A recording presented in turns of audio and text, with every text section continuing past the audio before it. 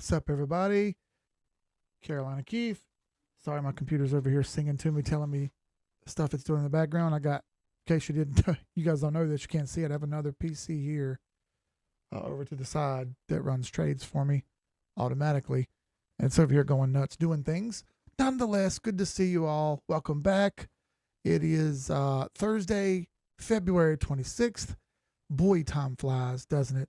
Today's my second son's 13th birthday. How about that? Two teenagers in the house at the same time. Oh, happy birthday, Jax. Wife's birthday's next month. Time flies, fellas. Enjoy it while you can, all right? Because, man, before you know it, it's gone. Nonetheless, welcome, everybody, to Charts After Dark. If you haven't done so, please go hit the like button. Costs absolutely nothing to hit the like button over here, okay? Listen, we want as many people to see this as we can, because the more people who see this, the more people get the message of charts, the more people get the message of math over feelings. We've hammered out a real good confluence strategy that gets us very, very close on when things are doing good and when things are doing bad. And we've had very, very good success with that. It's not perfect. Nothing is perfect. And everything has exceptions. There's always exceptions to the rules, but the exceptions don't make the rule. All right. The rule is the general. And that's what we kind of stick to here. We kind of stick to the general suggestions, the general consensus of what we see. And we have various different ways of looking at that on a chart. That's why we do what we do. Hope everyone's here for that reason. It's not about what Keith says, never has been, never will be. It's all about what the charts say. No feelings, all data. And with that, let's get off into it, shall we? All right. So I'm going to start. Here with Bitcoin. Wednesday had a great day. You had at one point, I believe Bitcoin was up 8% on the day at one time. And with Bitcoin's extremely large market cap, you guys know that's a ton of money. But as you see, what did it do? Nothing more than close above the 8 EMA one time. All right. It head bunted the 21 EMA and fell back through a wick, which shows a bit of sell pressure on the top of that candle. Now, it's not the end of the world. It's still a pretty darn good candle. I mean, obviously you can see that. Excuse me, I'm going to sneeze. I can feel it. You still got a really, really good volume push here, which I was kind of calling for. Need some volume here to kind of get this thing over the hump. And if you don't know what the 8 EMA and the 21 EMA are, well, they're simple confluence. It's a simple confluence indicator and strategy to help us determine when's a good idea, when's a good time and a good idea to buy and or sell, to scale in, to scale out, to DCA in, to DCA out. We use statistics and mathematics rather than use feelings on charts. And the 8 EMA, 21 EMA strategy works pretty darn well. Now, there's more to it than that, obviously. We'd like trending up. We don't have a trend up right now, which means we're in a bit of a danger zone. We would like to be over the 50-day moving average, which is up here. Obviously, that's 50 days averaged up and divided by 50. What the price comes out to would be the 50-day moving average. We'd like to be over that, and we're not. But we did get one close over the 8 EMA Wednesday. Now, yesterday, which is the end of now, it closed at 8 p.m. Obviously, the candle closed at 7 p.m. now with daylight savings, but that was our second close over the 8 EMA, the red candle right there. For a general rule, you want two closes over the 8 EMA to be your first buy signal sign. And that's exactly what we've got here for Bitcoin so far. Two closes over the 8 EMA gives us one part of the 8 EMA, 21 EMA Reaper strategy. Reaper strategy goes like this. It needs two closes over the 8 EMA, which is the green line. We got that. Great. Next part, we need an 821 upward cross. We need this green line to cross upward through the purple line. It has not done that yet, as you can see. So we don't have that marker. And the third marker for the Reaper strategy would be to be over the 50-day moving average. And as you can see, we're a country mile from that 50-day moving average. It's way up there at 78,000. We're over here at 67,000. $9,000 is a lot of room. That's 17%, 16.5% to get up to the 50-day moving average.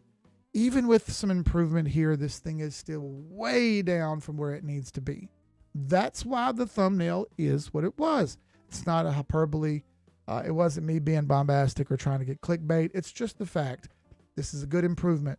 I'm happy to see it, but not quite good enough yet. I need some more. I need to see an 821 cross at least, right? When you're getting this bad beat up and when you're this far down from 127 all the way down to where we hit 59,900, right? That's a big drop off. And since then, you've leveled out. Obviously, we've leveled out, but that's all we've done is leveled out. We haven't had that volume to get us over the hump, change the trend, and change the direction. It's working on it, hasn't done it yet. Bollinger Bands are worth noting here. I talked about them on Tuesday, but look at these Bollinger Bands starting to squeeze in. As the Bollinger Bands squeeze in, volatility is imminent. We need volatility, especially when you've been dead sideways for pretty much the entire month of February, less a few days, right? You've been inside this one candle that happened on February 5th for 21 days now. 21. I'm so stupid. You've been inside that candle for a long time. 3 weeks. That's a long time to trade in one zone without any volatility. And until Wednesday, you had almost no volatility. So finally, we're getting some. These Bollinger Bands are going to continue to get tighter and tighter in here, continue to bunch up. And as they bunch up, volatility increases and increases until we get that pop. Now, our hope here is that we get that pop to the north and we head back up to where you saw that 50 moving average up here at about 77,000. That's what I've been looking for a while. I started entering already. I got a pretty good price on Bitcoin. I didn't get the absolute bottom, but I got pretty darn close. So I'm hoping that we get up that 77 level. I'll reassess if and when we get up there. That hasn't happened yet. If it does, I'll probably take some profits. Can't lie. I don't have very much faith in the market right now. And as I've said, I think we've entered the bear territory for quite a while now here. And it's probably going to be a bit before we reverse trend hardcore. So I think we still got some more down left because so far, this is just bearish price action, back testing some resistance. We have not broken any resistance and turned it into support at all. You really need to get above the green line right there at 70,000 and hold it to even start thinking about that. Last couple things here on Bitcoin. You know, your MACD is still trending up and you still got a fairly flat MACD. I'm happy to see some movement and some divergence here between your two lines, your moving averages on your MACD, moving average, convergence, divergence. You want them to diverge symmetrically, kind of upward like that. You like to see that. That needs to keep going. RSI speaks for itself. It was in the gutter. You're finally back in the nominal trading zone, which is the purple shaded area here between 30 and 70. Once you're over 40, which we are now, you're more likely to head to 50, which is the midline. Again, if that heads to 50, that's going to break the 21 EMA on the daily. And if it breaks the 21 EMA on the daily, we're going to get our second buy signal there, which is a chance for you to go ahead and get in if you'd like. I like the fact that it's trying to improve. Again, still way behind. Pivot points, we talked about these last time. They're not any help to us at all. And the Ichimoku cloud, still absolutely no help to us at all. You've got 4 out of 4 nodes. You have a red cloud, price under the cloud, conversion line under the baseline, and the lag line under the candles. That's 4 negatories for the Ichimoku cloud. Improvement, but I need to see a little bit more. It's probably going to be into next week before we see any real big bang. Shout out to the original Dav for being the first one in. What's up, Dan Warner? Good to see you, brother. Arvis, ARS, Vita Media. Good to see you, brother. Appreciate you guys tuning in. Shout out to everybody watching over on X. Shout out to everybody watching over on Rumble, alternative viewing platform. I appreciate you guys coming in here and hanging out, man. For anyone who's new to watch or just now tuning in, you don't know what I'm doing. Again, we found out that when you remove the feelings and stick to the charts, remove the sentiments and remove the narratives and remove the talk and just get down to the brass tacks, the numbers, things change. All right. You're starting to see a bigger, more clear picture when you remove all the naysay and all the talk and the chatter and the hopium. You move that out of the way and you just stick to what you got on the chart. It comes together. We've been doing this for quite a while now. I've been doing this since 2020. We actually started in 2019, but we're doing the live stream since 2020. And hey, man, we've had as many people as 3,000 on a live stream at one time. And I remember back in the day when it was two people. So, hey, I'm here to stick it out nonetheless. I'm nobody special. My name is Professor Keith, but it's not really a professor. No, I'm just a guy. Professor Keith became a name that someone gave me back in the day because I taught them something and they appreciated it. It was kind of a joke, and it just kind of stuck over the years. I did change it to Carolina Keith for quite a while, but people asked me to change it back to Professor Keith because that's how they knew me, and that's why we use it. I'm not a financial advisor. None of this is financial advice. I'm just a dude on the internet, man. Don't trust anything I say. Look at the charts and learn for yourself, and then you come up with your own answer. I say that all the time. Way back in the day when I first started this, I got badly burned by thinking that someone on the internet had what was best for me at heart, and they didn't. It was all about them. And then I didn't learn that until right up to the end when they kind of hit me with, I remember the line that he said to me, there's only one captain on this ship, and it ain't you. And I was like, I'm not trying to be the captain of your ship. What are you talking about? And then I don't think he ever said anything else good to me after that ever again. I think the next time he said something to me was that guy. And I never really heard anything else. I tried many times over the years to patch things up. He had no care in the world to do so. And I think it was all really over misunderstanding that I still don't necessarily understand what happened.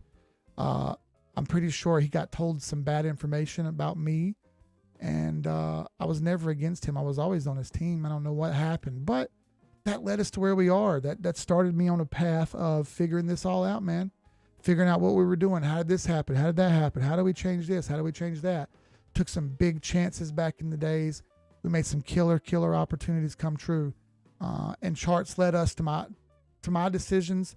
Charts led a lot of other people to their decisions. Had it not been for the charts, we'd have made a ton of mistakes. The best things I ever done was turn off the people and turn on the charts. I can only ask you to do the same thing. So don't believe me. Learn this for yourself, and that's why we come out here and do this. We want you to see the charts. We want you to learn it. And then if you know, the next guy knows, because you can show him. You're going to find out how hard it is to show people. All right, so last live stream, I warned you about XRP. XRP tried. I said, hey, man, talked about it. I thought this might happen. She jumped up and head bunted that 21 EMA, and at the same time, log, linear, doesn't matter. She's still under the trend, and all it did was so far get rejected, the Kimbe Mutombo style. Finger wag. So far, a close over the 8 wasn't good enough. You saw where Bitcoin had 2 closes over the 8 EMA, which is a good sign. XRP managed to fall back under after getting over with that same wick on the top. Again, buy pressure, but not enough. And with this horrible candle that we had back here, I don't see a ton of real estate here for this thing to continue a long upward path. There may be some up here, and I think everything's going to try to follow Bitcoin's footsteps here for a little bit. If it does, that 155 to 165 range makes sense. That's where the 50 moving average is as well for this one. A lot of work to do just to get back to the average. You know what I mean? And that's the problem. It's so far down that it's not an easy recovery. Bollinger Bands continue to squeeze, as you see. Look how narrow those Bollinger Bands are. When they are narrow, it's an increased sign for volatility. We're going to get some volatility in here, folks. Just be prepared for it and be ready to act. RSI continues to trend upward. That's good. You're over 40. You'd like to see it go to 50. And if it does, that's likely breaking the 821 EMA and heading toward that 50 moving average that I showed you a moment ago. Ichimoku Cloud, you're still trying here. Still 4 out of 4. No, not good enough. You're about to maybe get 1 out of 4 right here. If this closes today at this spot or higher, you'll get the baseline under the conversion line, the blue over the red for the first time in quite a while. It hasn't done that since January 15th was the last time it was in this area. It fell off very, very aggressively and has never quite recovered. So it'd be nice to see it try to at least get to the bottom of the cloud here, but no help yet. While we have a little improvement, the confluence is still, you know what I mean? So if that's the case and the confluence is meh, well, then I ought to be meh on it. So this gives me an opportunity to talk about something. So you guys who follow me over on X, and if you don't, go give me a follow at Carolina Keith _1. Why not, dude? It's absolutely free to follow along on X. I post charts and information and data constantly. Also, we take live stream clips from this and we put it over on X for people to see. So you don't have to watch the whole live stream if you want. But I also love sports. I love my Panthers, my Hornets, my Tar Heels, my Braves. And I always will. And it's a long, long, long drawn out story of why, and it's emotional stuff, and I won't get into it. I tell everyone that emotions aren't for investments, right? Emotions belong in sports teams and families, right? But what we've learned is that there's a direct correlation with statistics and numbers into players, and particularly production scores for a couple different categories on each player, and athletic testing. It turns out that the scores are different for each category, okay, depending on the position that you play. But if you hit a certain number in a certain category, you are statistically much more likely to be a great player than an average player. Now, there are still exceptions to the rule. Everyone likes to bring up the extremes. So the extremes, for instance, will be Tom Brady is the greatest quarterback of all time in the NFL. It's not even debatable, in my opinion. I hate Tom Brady. I hate the Patriots. He's the greatest of all time. He had concrete feet, meaning he doesn't move very well. He was extremely slow. He wasn't very agile. He was tall and big. He did have broad shoulders and he did have a strong arm, but he wasn't measurably a big monster mean guy. He was also, like I said, kind of slow and sluggish. His thing was he stood there and made great decisions and played very, very well. So as far as athletic testing went, not very great. But where he beat you at was production and film. If you go back and watch the film of him playing, rarely did he make a big mistake. And when he hit very well, very well. And as far as production goes, gosh, whether it was behind the line of scrimmage, over the line of scrimmage, deep balls, accuracy in the pocket, accuracy out of the pocket, accuracy under pressure, accuracy not under pressure, accuracy on third downs or long downs or short downs, it doesn't matter. His production was off the charts a majority of the time. So he excelled so much in two categories that it made up for the fact that he wasn't a very great athlete. Then you'll have players who are great athletes, but that's all they can do. An excellent example is Anthony Richardson from a couple years ago. He was drafted number 4 overall. He's not even any good at football. But because he was a freak athlete, people said, hey, well, maybe we can teach him. Obviously they couldn't, and he hasn't worked out to be any good at all. Last year the draft happened and Shamar Stewart came about. Shamar Stewart isn't really good at football, but he's an athletic freak. And he doesn't play offense, he plays defense, so there's more room for error. And instead of going top 4, well, he went 15th. And he's not even that good, but he went 15th on potential because those athletic scores show potential. Teams and general managers would rather take a chance on potential over the long haul than real quick flash in the pan right now. That's exactly the same correlation that these charts have. All right. Would you like the flash in the pan right now, or would you like a longer, more broad win? Right. And we're looking for those longer, more broad wins. That's the kind of data that we look for to make better decisions than everybody else. Right. And when you argue with some of these people on X who just don't want to hear what you got to say because they feel like, it kills me, man. There are always exceptions to the rule. Using Tom Brady as an example is a bit silly, and using Anthony Richardson as an example is a bit silly. There's so many people in the middle. It is what it is. But how about this? I actually got to have a conversation with Kurt Warner. I don't think he likes me very much, and he completely disagrees with everything I got to say. But Kurt Warner, Super Bowl MVP, multiple time Super Bowl appearance, multiple time Pro Bowl, former All-Pro, excellent quarterback. Didn't beat you running, beat you in the pocket. He was a gunslinger. He was going to rip that thing down the field no matter what. It often got him in a lot of trouble, but at the same time, he had a ton of success. Not against the Panthers in the playoffs, though. Don't forget, I remember I was at that game. I watched them pummel Matt Leinart. I watched them pummel Kurt Warner. It was awesome. But I got to have a good conversation with him. Like I said, don't think he likes me, but doesn't matter. The numbers are the numbers, and I can't change them. No one can change the facts. The charts are going to do what they're going to do, and for that reason, we watch them and monitor them. And let's monitor some more. How about Ethereum? Ethereum's been in the hole really bad, but that Wednesday candle really, really got us a nice push and got us back over the 821 EMA again. Nope, sorry, just the 8 EMA. But that's all. Same head bunt of the 21 moving average, EMA, 21 exponential moving average. Same head bunt of it. Didn't quite get over the hump yet, but it did break this little short-term trend that you see there. It's better than Bitcoin. Hasn't broken the higher trend, as you see there. She's trying to turn the corner on a short time frame, splash in the pan. Yeah, it has. But on that broader frame, she hasn't done enough just yet. And for that reason, it's a wait a minute to me. Or you get ahead and Charles. What's up, Cleve? Good to see you, brother. We got to Zoom after this. I need you to stay awake. Hold it together. Hold it together.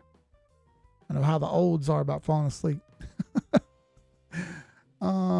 Hey, man, y'all go hit like, by the way. I see how many people are watching versus how many people hit like. Y'all go hit like, man. It's free. Don't cost nothing. Here you go. Ding. All right. So there's Ethereum. Don't want to do anything necessarily silly with it. Solana, same story. You tried to get loose, but flash in the pan hasn't done enough just yet. And that's going to be the story for most of these. VET, same thing. Chainlink, same thing. Kind of get the drift here. They're sort of following along with Bitcoin, but not quite good enough yet. Which takes me to the top assets. S&P 500 drops off, back up, drops off, back up. It's just stuck in this big, huge range here and hasn't really broken through yet. 821 and 50 moving averages all balled up. You came down and gave it a kiss. Haven't quite cracked through just yet. It's trying. It hasn't gotten there. NASDAQ's going to be the exact same thing. Look at that. Still trending up. Big, ugly red candle today that bearish engulfed. Don't want to see that. Back under the 50 moving average and the 821 EMA. Heavy, heavy rejection. Still over trend, but heavy rejection. Just bad enough not to be good. Just good enough to not be bad, which usually means don't do anything yet. Dow Jones, better than the S&P, better than the NASDAQ, about the same as the S&P. So you're over the 50, that's nice. You're over the 821, that's nice. But that candle right there is a tweezer. Or you could call that a spinning top. Either one, trouble. All right, that usually means reversal, and reversal in the opposite direction. And since it's at the top of the run, it means reversal back down. Watch out, could be ugly. If it can get back up above it and close above it, you sort of erase that. Hasn't had enough juice in the tank to do that yet, but it's trying. Apple. So Apple continues to fight here, which is awesome. Big push back over the 821 EMA and the 50 moving average from what we had on Tuesday during the live stream is still going. Awesome. Make a new high here. Hasn't quite made a new high yet. Trying, giving it some effort. Hasn't quite broken through just yet, but I like the fight. Here's the weekly. As you see, not quite enough juice to get through resistance. Close. Needs another push. It's trying. Keep your eyes on it. That's what I'm doing. Tesla. So you failed pretty aggressively on Tesla. And then jump back over the trend and back test it. What do we need to see here tomorrow? We need to see it maintain over this trend line, because if it doesn't, that's just another lower high and potential lower low. All right, so we got a higher low right here, but we haven't had that higher high to take us up above it yet. We could still quite possibly form another low down here. So let's keep our eyes on it. We want to see this low, high, higher low, higher high form.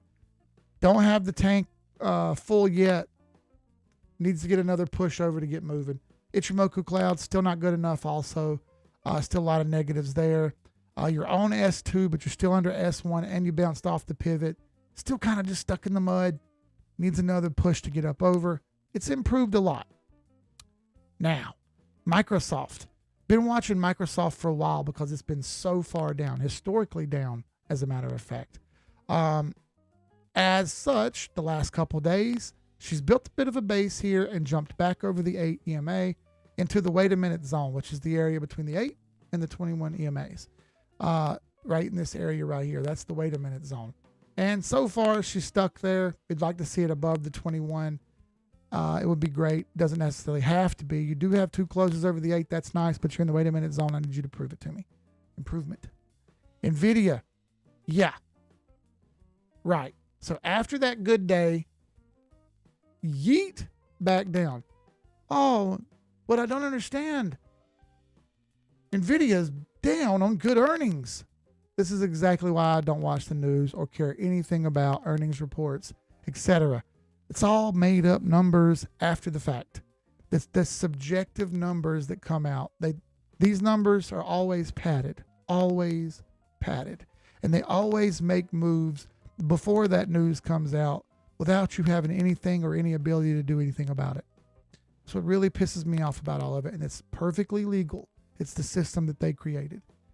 Big rejection today before any big news came out. Right back down to the 821 and 50 moving averages, as you see. Stuck. Need to see it hold trend. If it can hold trend, we may see something change. So far, back to the Ichimoku cloud. Hasn't fallen through yet. Back into the same consolidation range. Again. Gosh. Get out of there. Still hasn't done it. And we wait. Now, let's get into the interesting stuff here. As you see, I've got Paramount pulled up. I'm going to go side by side, and I'm going to put Netflix on the other side. What a difference a couple days makes. As you see, right side, left side. Let me drop this off. Things have changed over the last 2 days. When we were here last time, Netflix was up, fighting the AEMA, which I'll put on the screen now. And Paramount was down 3%. And in that same time frame, after a, look at that, bad earnings report, the price goes up. It's almost like it doesn't matter. Huh, go figure. I need to put the 50 moving average on this one. I didn't add it. Right there you go. In that 2 days, Netflix runs up, smacks the 50 moving average for the first time since, let me see when the first time, how long it's been since Netflix did this. All the way back to October. October was the last time Netflix was on this much momentum. Not to be outdone, Paramount throws an 11% candle in 1 day to go from bad to not so bad. Obviously, over here we got better looks on Netflix with an 821 cross coming up. But you did close over the 8 EMA and the 21 EMA for the first time since December on Paramount. The fight continues. Who's going to win out and get the big money from Warner Brothers? Is it going to be Netflix? Is it going to be Paramount? Both of them kind of fighting back and forth. Typically, we see charts lead the way here. And for what it's worth, Netflix is kind of leading the way at the moment. Now, we may very well see Paramount run up and hit that 50 moving average too at about 1180. Which one can maintain it and which one can break loose? I believe we're going to see a difference in the charts of the winner versus the charts of the loser, and it'll be before any big news or any big announcements happen. Like I said, everybody, it's always going to be data first with me, not news. I'm never going to go off of emotion. I'm always going to try to go off of the charts. Always going to try to go off of something objective, not subjective, not feelings, subjectivity, not I think, I feel, I hope. Objective, facts, data, statistics, numbers that matter and I can count, see, tangibly work with. That's the difference between objective and subjective. I can't scream it enough. I live in the objective world, whether it's good or bad. Keep it real as always. Thank you guys for watching. I appreciate everybody coming on here. I think we got right up near 100 people. It's pretty cool. Slow improvements, you know what I mean? I think we were down to like 30 people a couple weeks ago. I can't control who comes and watches though. Like I said, we've been as high as a couple thousand, as low as 2. So I appreciate everybody coming by nonetheless. We do this every week, twice a week. And next week we go for an hour on Tuesday instead of 30 minutes. We're going to pack a whole bunch of charts in a very, very small time frame like we used to back in the day. I'm going to try to get back to doing the hour-long live streams, slowly balancing out my sleep scale a little bit finally, and getting a little bit better with it. So appreciate you guys. Thank you. As always, sky's the limit. We'll see you guys on the next live stream. Zoom for my fellas afterwards. 786 Assassins. wop.com/team786, free month. Check us out. I'm out. Peace.